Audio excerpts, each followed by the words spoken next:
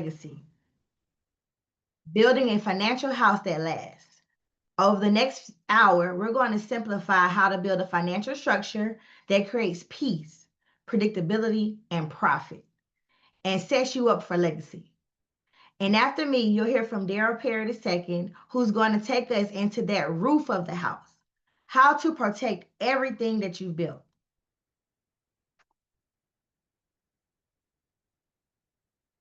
I want you to picture your business like a house. Every house has three parts: a foundation, the walls, and the roof. The foundation is your cash flow, how money moves through your business. The walls are your systems, your price strategy, and your profit rhythms. These keep the structure standing. And the roof is your legacy, where you protect what you've built for the long term. Without a solid foundation, the roof can't stand. So today I'm going to focus on that foundation and structure, how to get cash flow, clarity, and create profit on purpose. So when you hear the word cash flow, what comes to mind? Put it in the chat.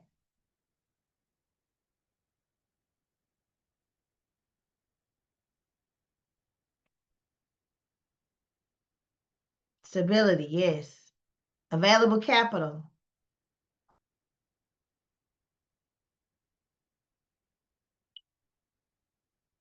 Most businesses don't fail because of lack of sales. You know why they fail? Because of lack of structure. That's why I teach a system on 5 core bank accounts: income, profit, owner's pay, taxes, and operating expenses. Think of it like giving every dollar a job. When money comes in, you allocate it. You don't guess where it's going. So twice a month, on the 10th and the 25th, you transfer funds into these accounts based on the percentages. Then you run your business on what's left in operating expenses. That's the profit first way. When your revenue comes in, you pay yourself first. Then you pay your expenses. This simple habit creates discipline and clarity. You can log into your bank account, and in 5 seconds, you'll know what you can spend, what you should save, and what belongs to Uncle Sam. So here's where we start. Let's say now if you make under 500K in revenue, your goal is to keep 15% in your profit account and 5% in your tax. Now these are 2 savings accounts, okay?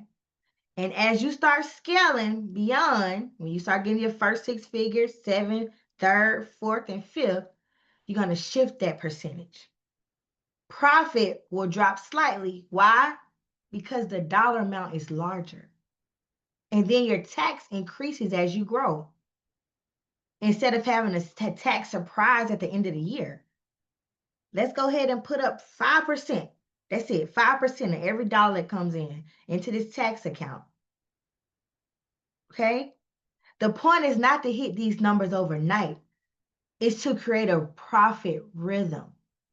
Every quarter, we look at your data and we nudge each category closer to the target. So you don't start off at these percentages. You might start off at 1% because we have to meet you where you are. Because majority of you, 70% of your income is going to operating expenses, right? So over time, every quarter, we're going to nudge you closer and closer to these targets. This is how you grow without guessing. You let the percentages lead the plan.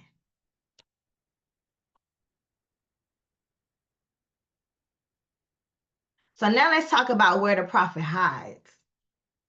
Most of the time, it's not missing, it's leaking. Maybe you have services that you're underpricing or work you give away for free. Maybe you're paying for subscriptions that you don't use. Do you have a Go high level and a constant contact account? Two CRMs doing the same thing? Or you might be running a team without clear margins. Maybe your collections process is too slow. So guess what? Cash is sitting in the accounts receivable instead of your bank. Write down 2 profit leaks that you know exist in your business right now. Let's fix those. You'll start to see your bottom line. It's going to shift this month alone without earning a single new dollar. You're already profiting. Now it's time to let your money work for you, not the other way around. So once your money has a home, you need to see its journey. So we have a 13-week cash map, and it'll give you a rolling 3-month view of your inflows and your outflows. That's cash flow, knowing what's going in and what's coming out. But this 13-week cash map will show you when payroll, you'll know when the payroll hits, when tax payments are due, and how slow leaks affect your next month's decision. This visibility will eliminate panic. No more surprise expenses or dry weeks. When you can see the next 90 days of cash, guess what? You can plan growth strategically instead of emotionally. How many times has December come around and you realize you owe the IRS $2,000, $3,000, $10,000? What if you had that money already sitting in a tax account? What if you had $4,000 sitting in a tax account and you only owe $1,000? That's a $3,000 bonus for your employees, a vacation for you, or investment, right?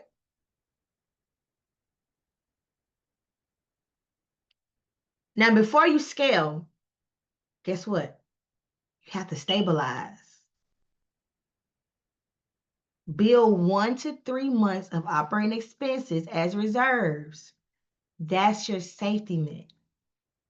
That's your margin for error. Add insurance to protect those systems. Guess what?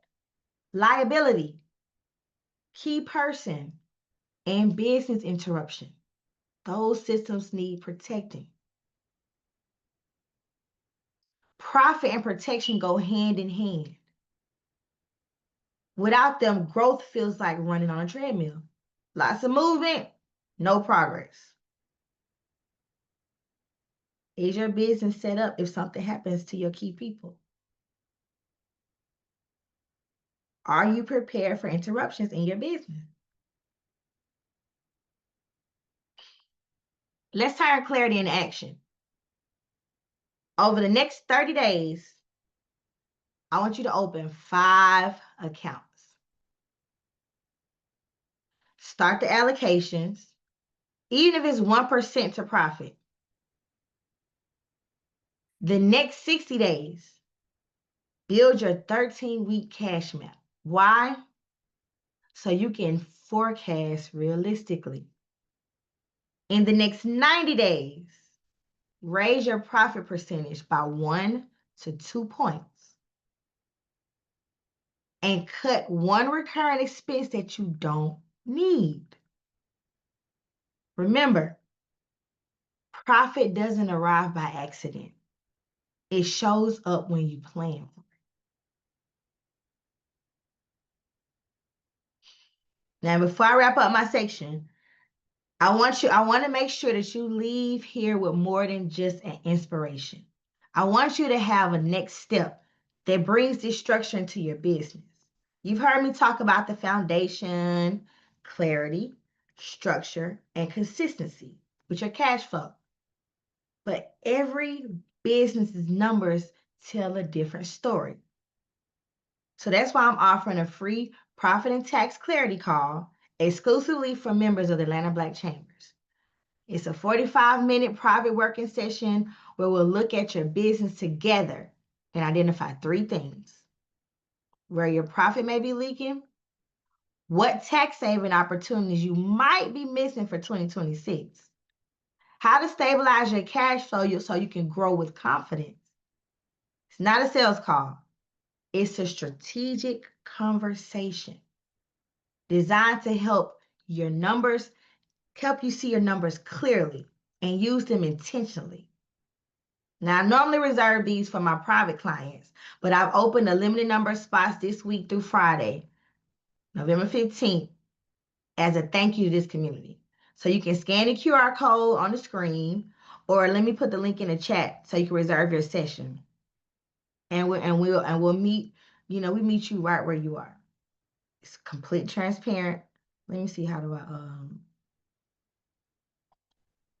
I'll put the link in the chat while Daryl's speaking, because it's not letting me do it right now. But if you just scan the QR code, and I'll put the link in the chat. But I'm going to make sure that your foundation is solid so that when you scale, you're scaling sustainably.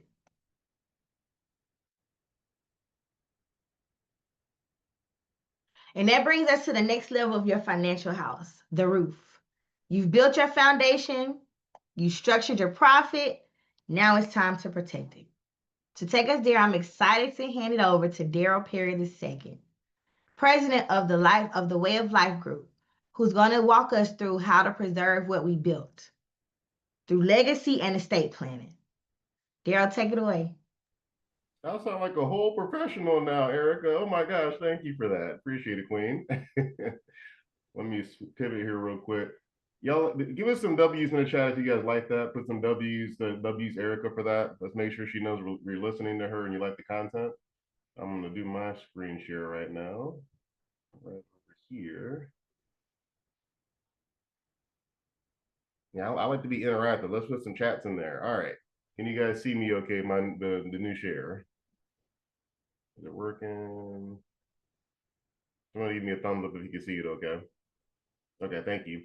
All right, so we're talking about the roof. We got to raise the roof to be strong. That's my only pun I have for raising the roof right now. But my name's Daryl Perry, the notorious BTG. I've been working in the insurance space for 12 years. Started out with Aflac in 2013 and kind of branched out from there over time. So this first screen, that's my contact info QR code. You can screenshot it or follow me on LinkedIn. If you look up Bowtie Guy on LinkedIn, I'm probably the only guy that shows up. In case you forget my name, you won't forget that part probably. But we're talking about the stuff you work so hard to get, you want to protect it. So guess what? 80% of businesses listed never sell. Anybody knew that most businesses don't sell? Anybody have that knowledge that most businesses never sell?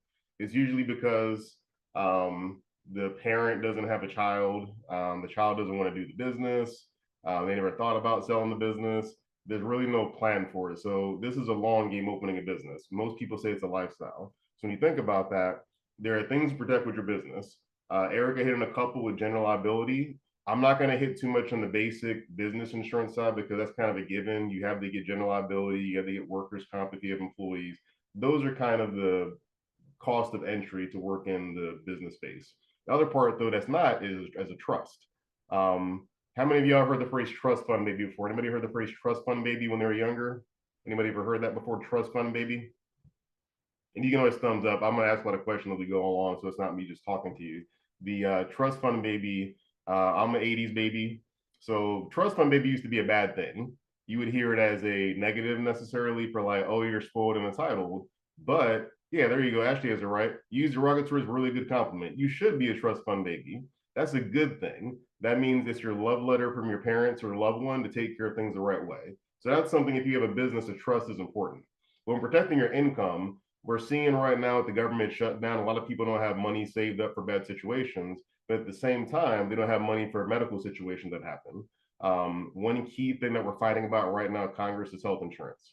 Now, to be candid for people that have health insurance, I know it sucks. I wish we had free health insurance. I would like to not have the working health insurance. I'd rather it be a given, you just have it.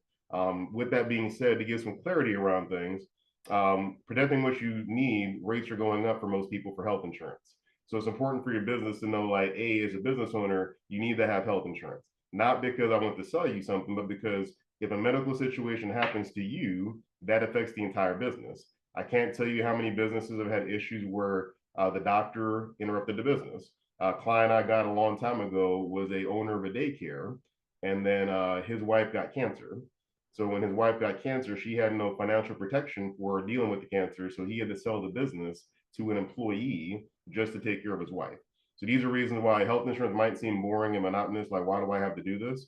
But that's the reason why it's important. We'll also talk about life insurance, we'll talk about disability and a cash flow plan. So first off, insurance is one of those things that's better to have it and not need it than need it and not have it. It's better to have it and not need it than to need it and not have it. I would rather you not use some of the things I'm going to talk about, some of the policies I'll explain. I'd rather you don't use it, but you have it in case when the bad does happen. So with that being said, there's a couple ways to get health insurance we're talking about first.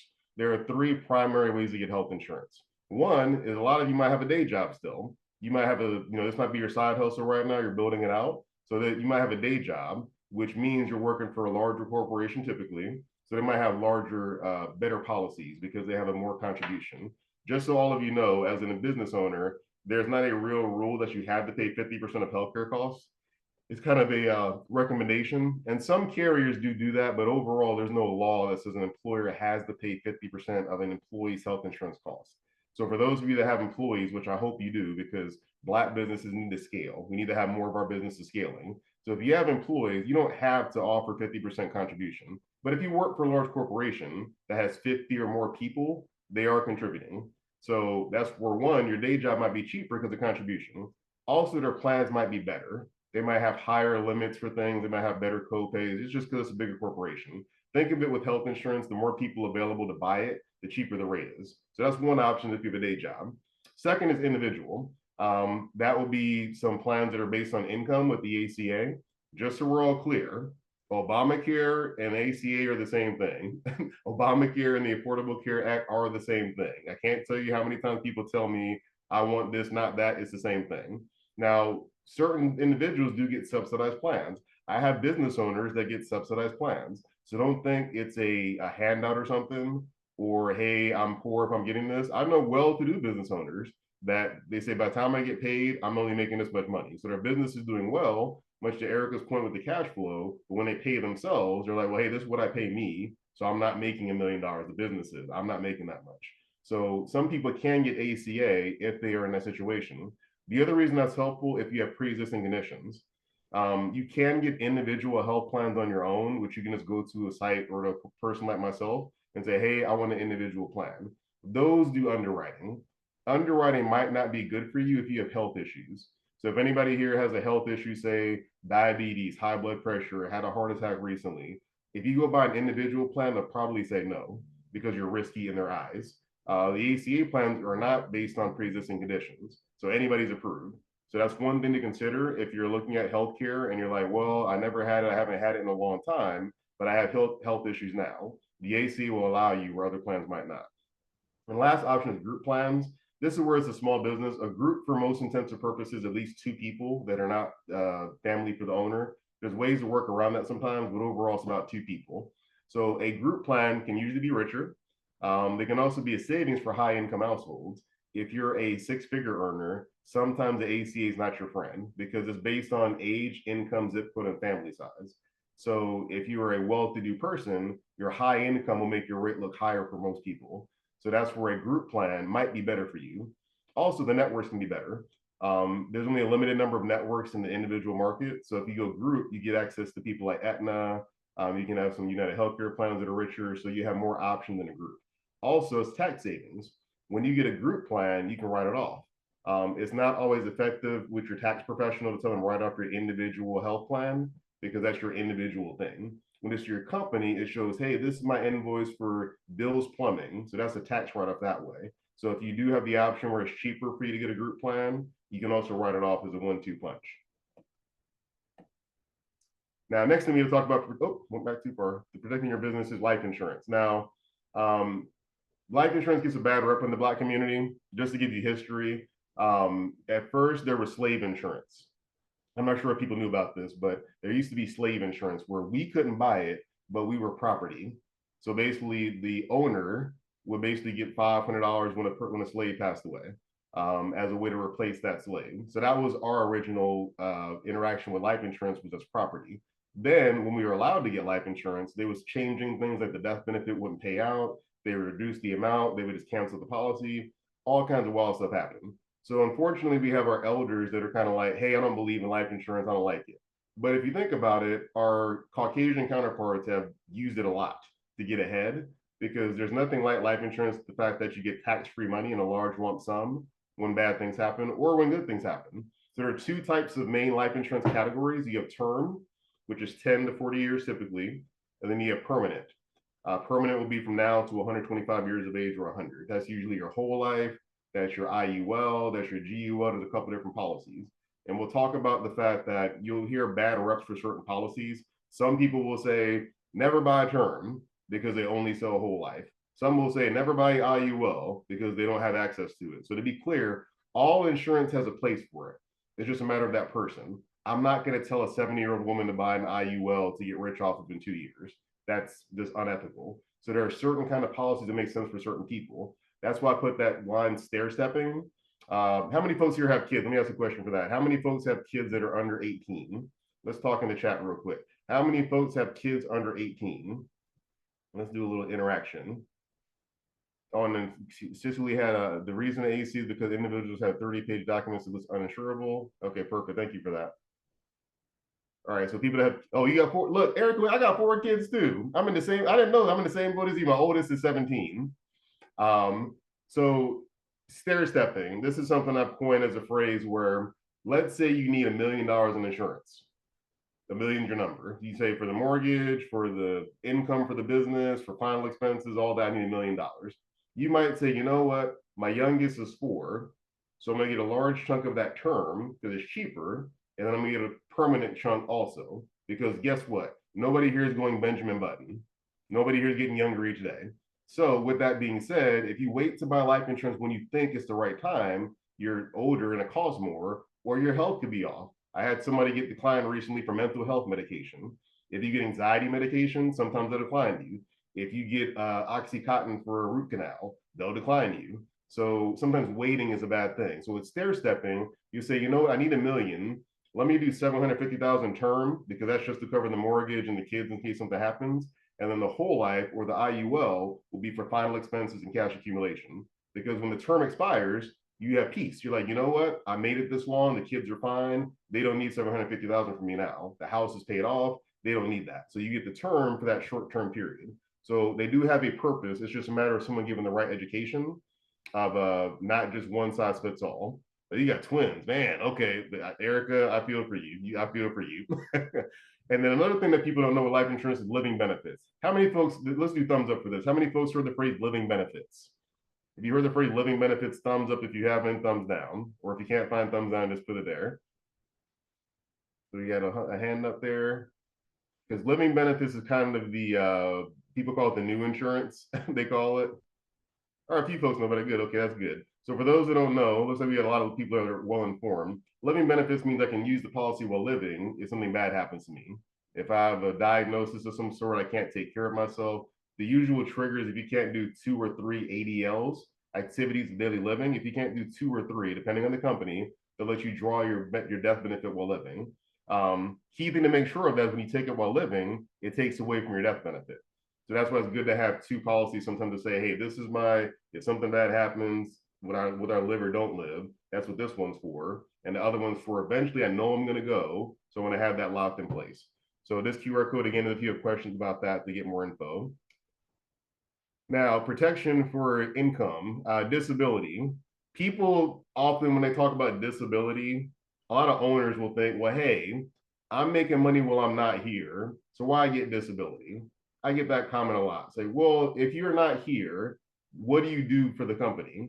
And they'll say, well, sales or meeting people, blah, blah, blah. Okay, if you're not here, does somebody else fill in for you? Well, yeah, my best employee will do the work for me. Okay, you got to pay them extra because of that. Well, yeah. Okay, well, disability can help you with that to say, let the insurance company pay them, not you. Because these are some things people don't think about with disabilities. Childbirth. Childbirth is a disability in the insurance world. I know that sounds crass, but they call it a disability because it's an illness. So this 6 to 8 weeks you're recovering, wouldn't it be nice to get a paycheck while you're doing that? Or a car accident, that's a disability. I mean, Georgia's number 2 or number 3 in the US for car accidents consistently. Y'all know in the 285, 75, 20, there's always something going on. So a car accident, even if you miss a day of work, that's a disability. The flu, getting the flu, if you're asthmatic or have health issues, the flu can put you down. Surgery, those are disabilities. Also, we have like oral surgery. If you got a root canal or something or a crown put in, sometimes you're like a day or two, you're like, not going in. COVID-19, mental health. One of my clients actually worked for the CDC as a contractor. So we all know earlier this year, the CDC was back and forth about firing people, not firing people. So her therapist said, hey, you're kind of stressed out. I'm writing you up 5 weeks of not working while you get your mind right. So she got to use her disability while she was recovering with mental health because of the government making her job uncertain. So that's something. Getting hurt at home, you don't have to get hurt at work for it to be a disability. You can be hurt at home. The vast majority of my claims are usually we went fishing and got hurt. I was moving a washing machine by myself and fell down the stairs. It's stuff. It's just things that happen. So don't always think a disability has to be a wheelchair. That's really a rare thing. Most of them are not a wheelchair. No, I keep going too fast. All right, here we go. Now, this is the part I wanted to spend a little bit of extra time on because we got Erika here too, a cash flow plan. So there are two things I think about with people, with business owners that ask about a lot is how do I never run out of money? Now, if your business isn't going to be sold, that's one way. If you say I can sell my business and make profits off of the new owner because I'm part of the board or something like that, that's one way. But there are two main ways I recommend people to build a cash flow plan. One is a annuity. I'm sure all of you for the JG Wentworth commercials. I have a structured annuity and I need cash now. That's the only way people know annuities nowadays. That's for if you got a pot of money from a lottery. They say, hey, instead of us giving it all to you now, we're going to put it in an annuity and then it'll pay you for the rest of your life this much. Or at a certain age, it'll start paying money. So I refer to an annuity as a pot of money policy. If you have, say, like a CD, CDs nowadays are very low interest rates. So I say, you know what's a better idea? Throw the money into an annuity. It's going to pay based on the stock market usually. Most of them are called, the ones I like are called fixed index annuities or FIA, fixed index annuity. That will say, hey, whatever the S&P 500 does, I want to be in the upside of that, but not the downside. So an annuity will do that. You will follow the upside of a set index, but not the downside. So if there's right now there's an AI bubble they're worried about. They're saying, hey, AI might crash like the stock market did with the housing market. So if you're following the upside, but then it crashes one day, your annuity will lose no money. You say exactly where you were, possibly gain a small percentage point instead. That's what the wealthy do. They're like, you know what? I want money that's guaranteed. So an annuity helps you with that because it's upside with no downside. So if you have a large pot of money, you're like, it's sitting in my high yield savings account making 5%. Why not make 9%? Why not make 10% compounding? So that's something you can do if you have money locked up in something that not getting a lot of money. It's a pot you have, and annuity is one option. The other way is dripping money. You don't have a pot, but you have consistent extra money. You're like, hey, I have a good cash flow plan because Erika set me up. I'm not spending too much money. I cancel my subscriptions. I have discernible income right now. Okay, why don't you put some of that in an overfunded life policy? I know we recently saw the news of a NASCAR driver saying, I got an IUO and got ripped off. Has anybody seen that news story about the IUO guy? Or is it Kyle Busch, I think is his name. He had a whole thing saying, hey, I got ripped off buying an IUL. Don't do these. They're horrible. I got ripped off, yada, yada, yada. I'm here to tell you someone that reads things. That was a sensationalized headline. He basically bought the same policy multiple times. The agent kept saying, buy another one, buy another one, buy another one. So it wasn't the policy, it was the agent was telling him the wrong thing. The right thing to do is you overfund the policy, which for those that are trying to build some other income, this is tax-free money. The money you pull from life insurance as a business owner, this is helpful for your legacy because you might say, you know what, my kid doesn't want to run this business.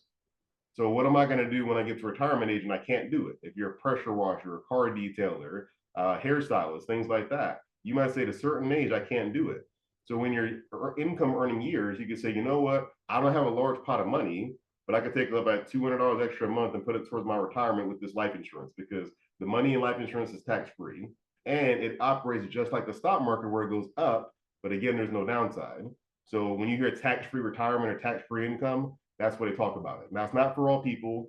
if you have a health issue or you're older and the cost of insurance is too high, it might not work for you. But it's worth the conversation because, again, I won't tell a 60-year-old person, hey, in 2 years you can retire with this. That's not the case. But having a conversation about it, we can figure out where do you lie. My own father, that was in the military for a long time, when my mom passed in 2021, I told him to get an annuity for my sister.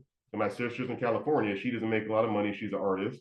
And he said, hey, when I go, I'm worried about your sister having enough money to live.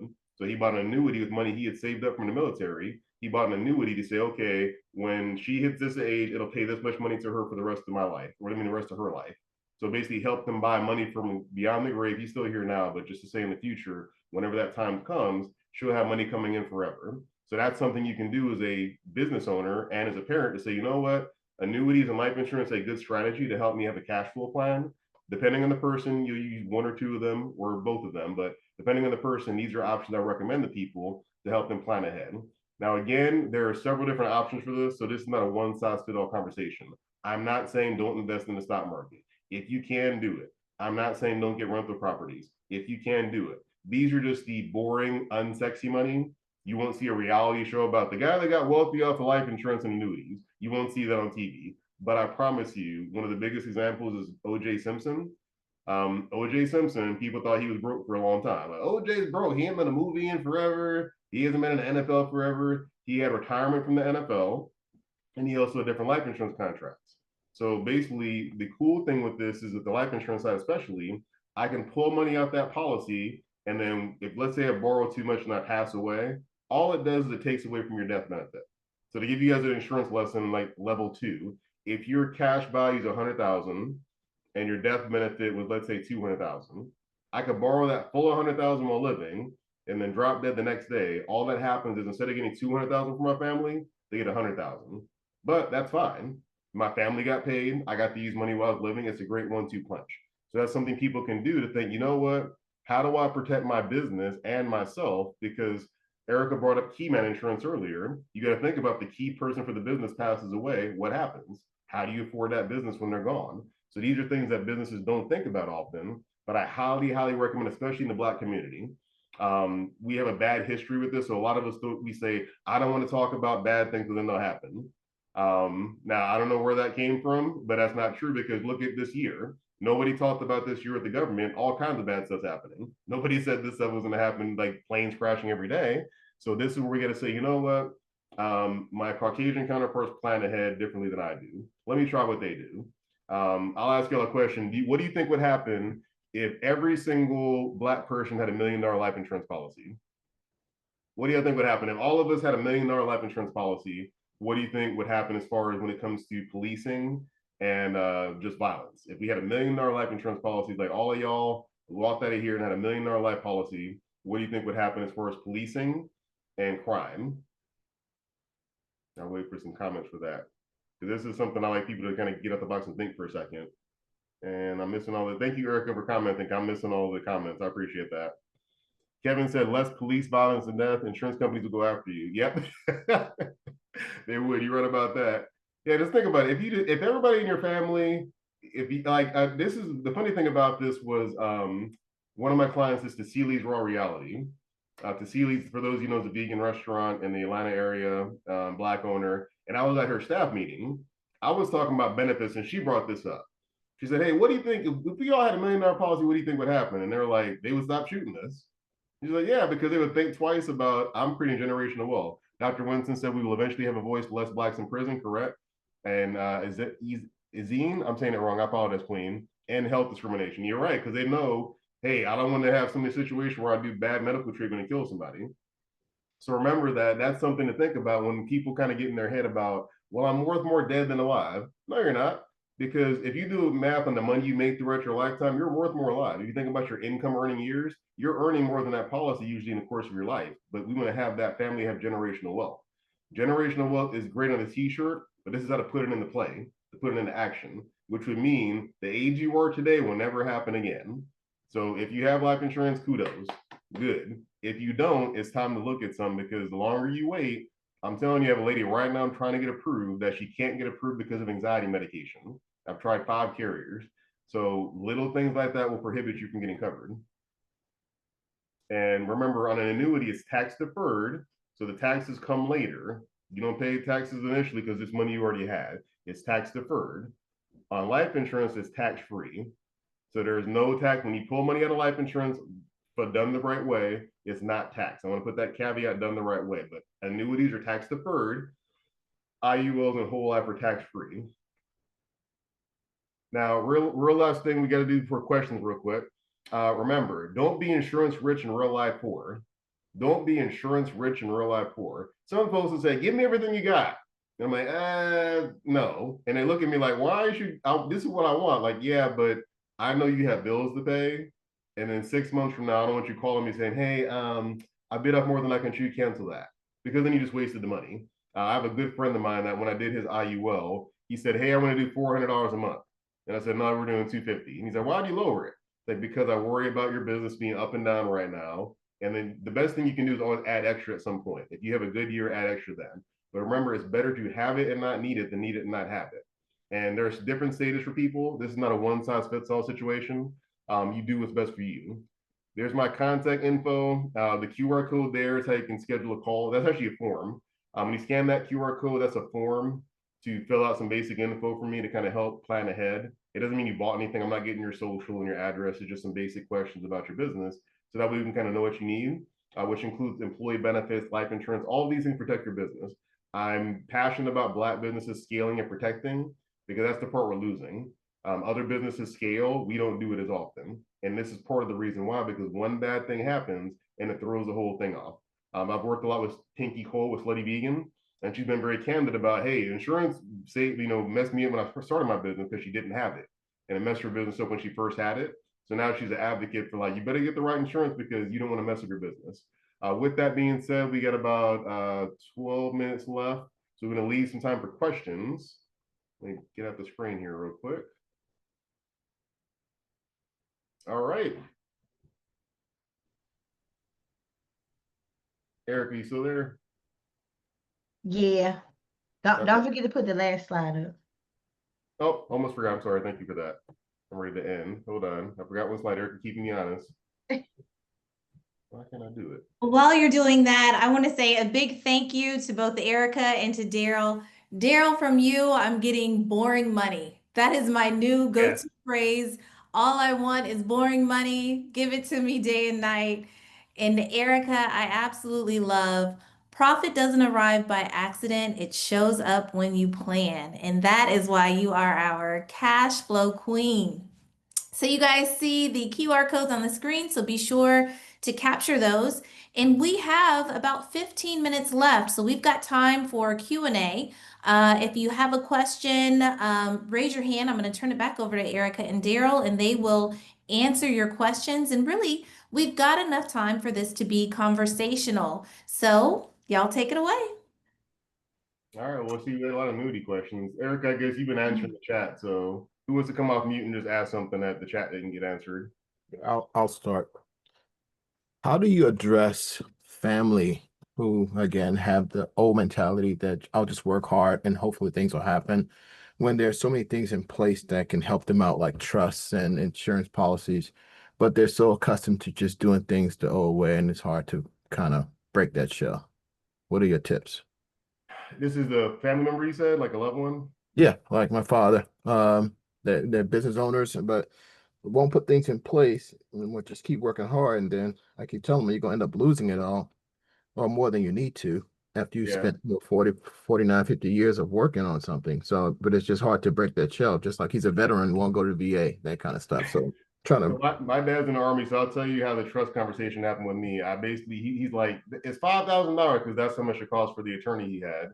He's like, this is expensive. It's like, well, Dad, you can pay 5,000 now, and we keep the house, or you cannot pay 5,000. I'm going to sell the house because of property taxes. But I'm not going to want to pay the property taxes bill when you pass away.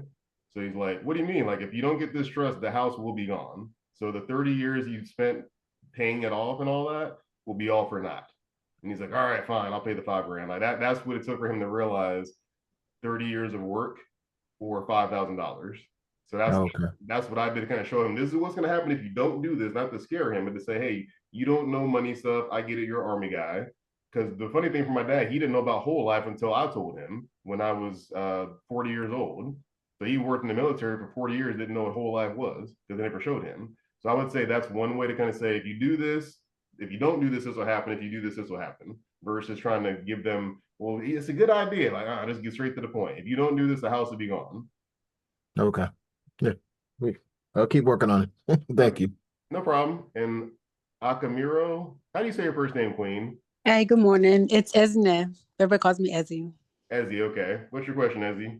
Perfect. So kind of along the same lines, all with parents. So my mom actually is blessed to have a pension. Good. And she has a significant amount of money in it. And she's, talking to different financial advisors and really is having a hard time trusting people, which I can definitely understand. Somebody had recommended for her to do the annuity like you talked about. But then somebody else told her they don't kind of like that idea. So she's getting close to retire. This was from her first job that she had for over 2.5 decades. And now she's working somewhere else. But she has all this money just sitting there. She's not quite sure what to do. Annuity has been recommended and not recommended. So I wasn't kind of sure how to guide her in asking and knowing what to ask, I guess, to kind of decide what to do with the money. Yeah, I'll try and as Erika can too. I think it depends on the person you're talking to skill set. So like for me, like I'm not a financial advisor, but I won't say financial advisors are bad. Okay. Some people, they kind of get money hungry, like, hey, this is all I can sell her. So I'm gonna say only do this. I would make sure who she's talking to has access to both options because then you get a clear picture. Because if they only have one option, they're gonna say just buy that one option. One thing I'll say with the advisor, they might be able to get more aggressive returns because they're actively managing it. And annuities like set it and forget it. So if you don't want to have to actively manage it, an annuity kind of lets you say, hey, this basket of stocks, do your thing with this annuity. Versus when you go to an advisor, there's fees both ways. There's fees with the annuity, there's fees with the advisor. So you're not avoiding fees one way or the other. But the advisor is going to say, well, I'm going to manage your money and change it when stuff happens. That's the only real major difference. If she wants to get into certain things, that's better. But I'd say split it up. If you can split it up, pensions might have situation where you pull the money out, it calls a tax event. So that's where you got to make sure when you pull money at the pension, will it cause a tax bill for her? That's also the last piece of it. Erika, you got something to add to that? Wait, say it again. You got something to add to that for her? What was the question? All about the annuities versus the financial advisor. The annuities basically just set it up. I have mine set up for my children. They were when they turned 17 and 18, that 20,000 to be $65,000. So yeah, I think you should definitely set up an annuity. But there you go. what'd you say? I like that. She's like, it worked for me, so I'm gonna recommend it. I think it's like annuities weren't really known in the Black community a whole lot. Because like I said, JG Wentworth and lottery is the only way I knew that word before.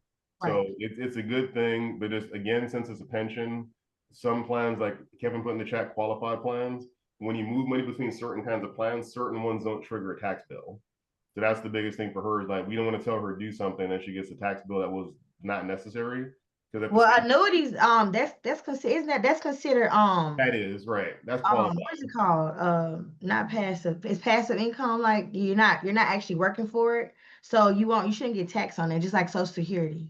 Right. That's when you can move. But like if I say, hey, life insurance, as I say, that wouldn't work. You put it in life insurance, you will get a tax bill. Yeah, life insurance, because with the HSAs and stuff like that. Yeah. I mean, 401ks and stuff, but tax it, yeah, you shouldn't get taxed on annuity.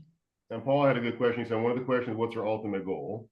So you got to think about what she's trying to do because they're all good options. You just got to think what's good. Okay, perfect. I will let her know. Yeah, and then you talk to myself, Erika, and Paul. We could help you out.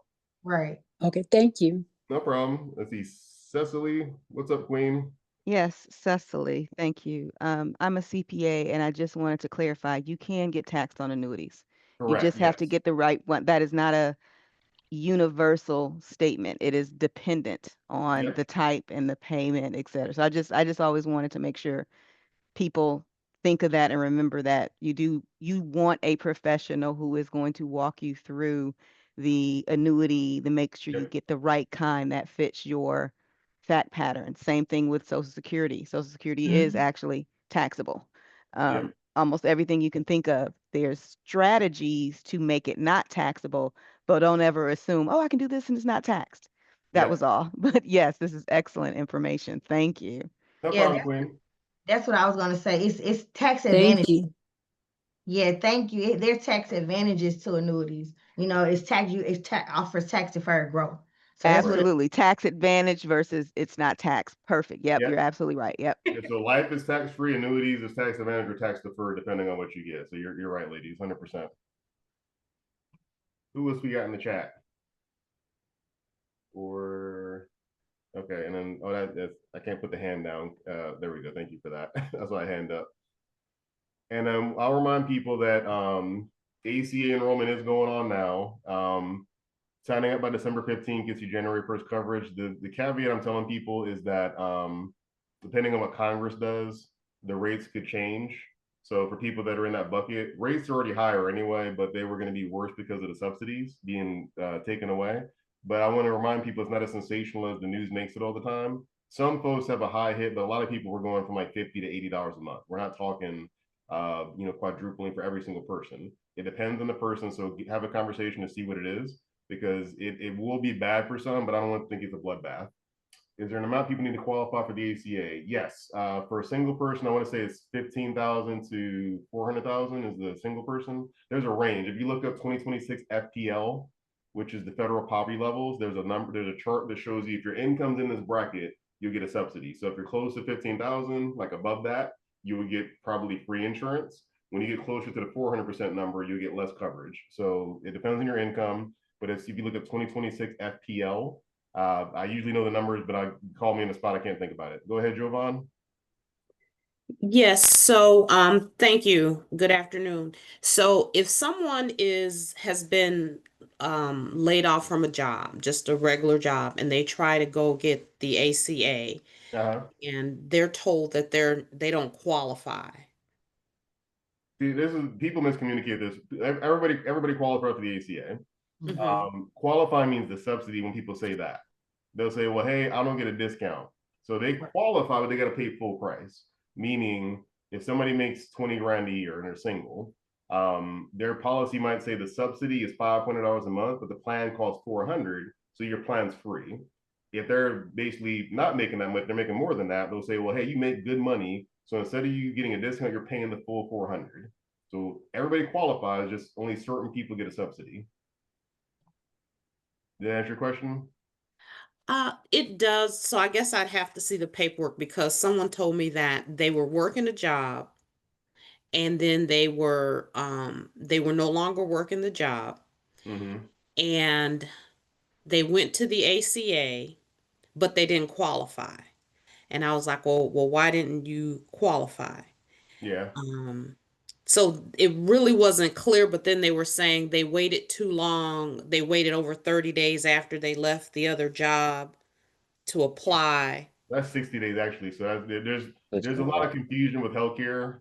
Like right now, this will make you guys laugh. Only about 9% of people understand 5 basic insurance terms. 9%.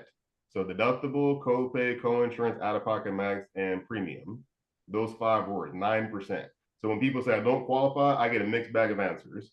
But it's supposed to be 60 days when you leave a job. So already something's wrong. But have them call me. There's no fee to go over ACA stuff. I'll just look and see if they qualify for it. Okay, great. Thank you. No problem. And I heard somebody talking in the background. Somebody else had a question? Or I'm hearing things. I'm hearing things. Never mind. Do you have a direct telephone number, or they need to scan the code? We need to scan the code for them. That is a few slides back. Hold on. I'll put it on the screen again. This QR code has my contact number. Or is it? Oh, there it is. That purple one with the little, the pie in the middle.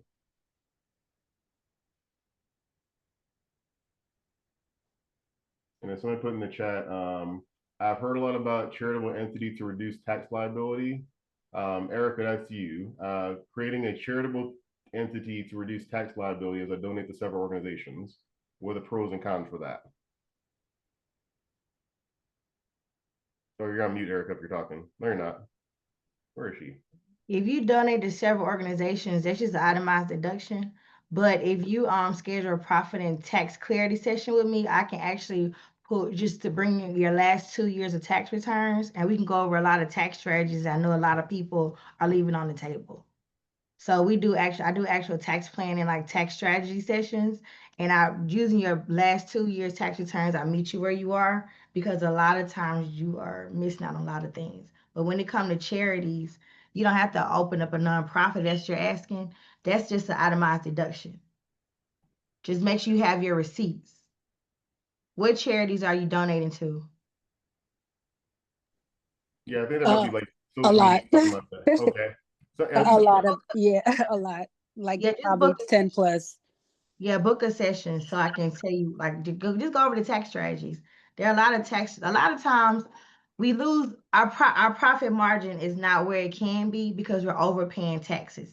You know, you're tipping the IRS every year when all you have to do is just put certain tax strategies in place, which is tax planning every month.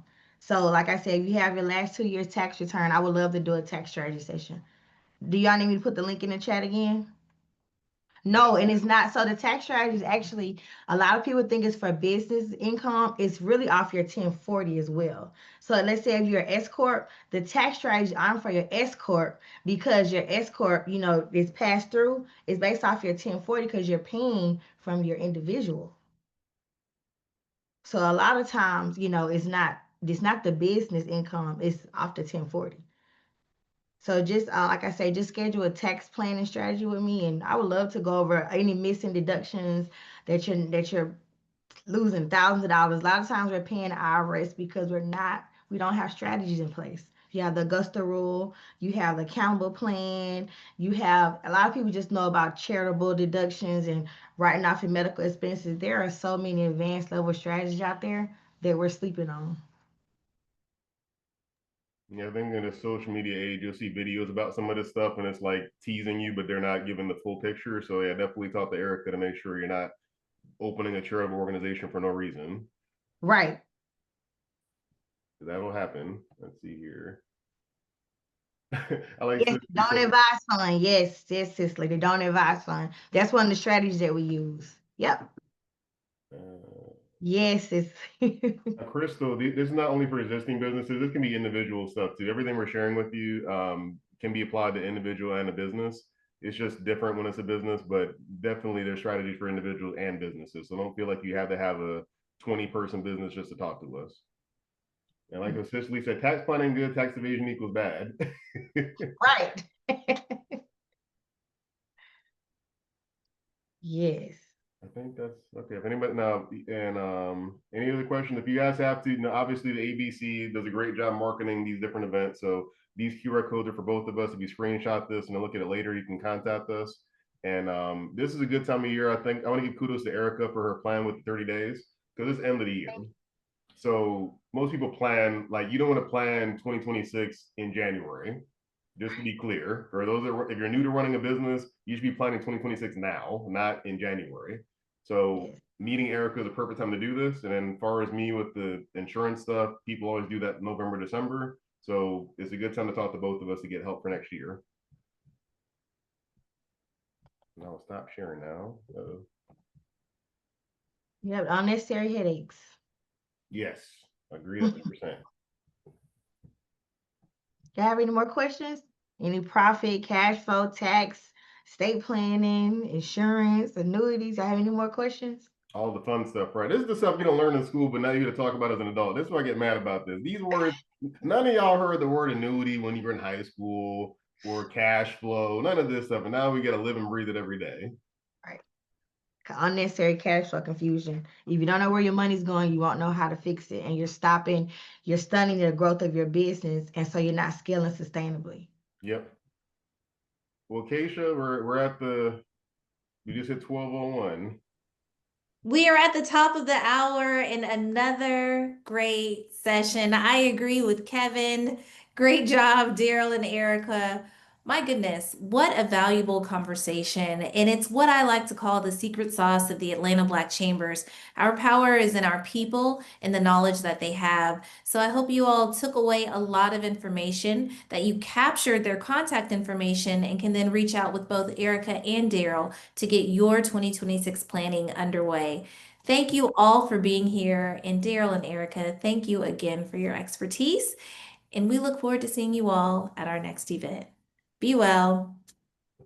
Adios, people. Thank you all for coming. Great information. Thank you. Thank you. Thank you all so much. Thank Thank you, you. Ezzy.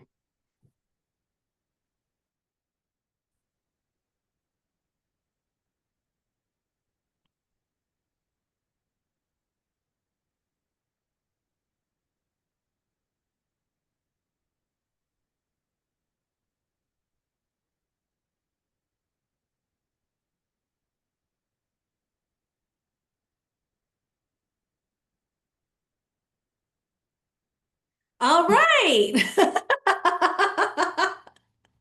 We're all waiting, like, when's the last person Yeah. He didn't want to leave. You gotta go home, but you gotta leave. We gotta get out of here. Let's stop the recording. Okay. Yeah. Okay.